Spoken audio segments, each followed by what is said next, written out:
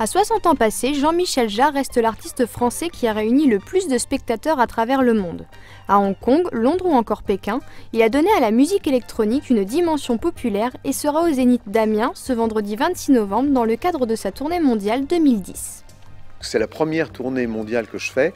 et je l'approche avec une jubilation et une fraîcheur toute particulière.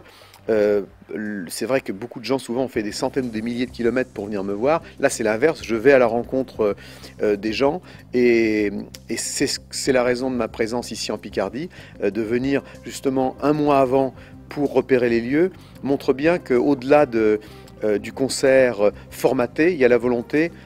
chez moi et avec les gens qui travaillent avec moi, de justement qu'il y ait une rencontre en même temps humaine, sensible, et que ce concert à Amiens soit une chose unique que nous partagions tous ensemble. Et je sais que en Picardie, à Amiens, et Amiens en particulier, qui est une ville et une région aussi qui s'intéresse beaucoup à la culture, traditionnellement à la musique, j'avais vraiment très envie, depuis longtemps d'ailleurs, de venir faire un concert en Picardie et notamment à Amiens. Et c'est un rêve qui se réalise pour moi et je suis absolument très heureux d'être là dans quelques jours. Il s'agit d'un concert très particulier, on est 4 sur scène, il y a beaucoup de choses qui se passent sur scène, c'est très dynamique, on est entouré de 70 instruments assez extraordinaires sur scène, je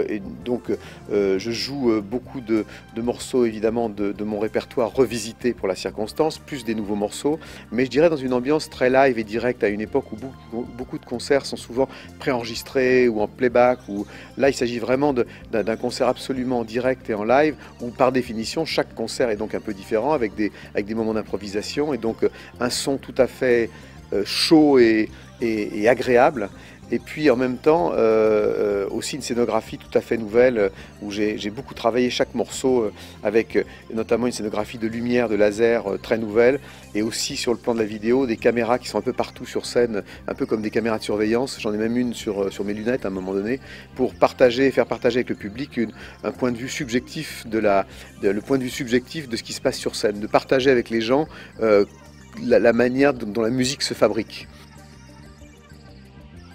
La plupart de ceux qui se sont offerts un billet pour le concert amiénois viendront pour entendre entre autres Oxygène, le fameux album qui a valu à Jean-Michel Jarre une reconnaissance mondiale avec plus de 12 millions d'albums vendus en 1977.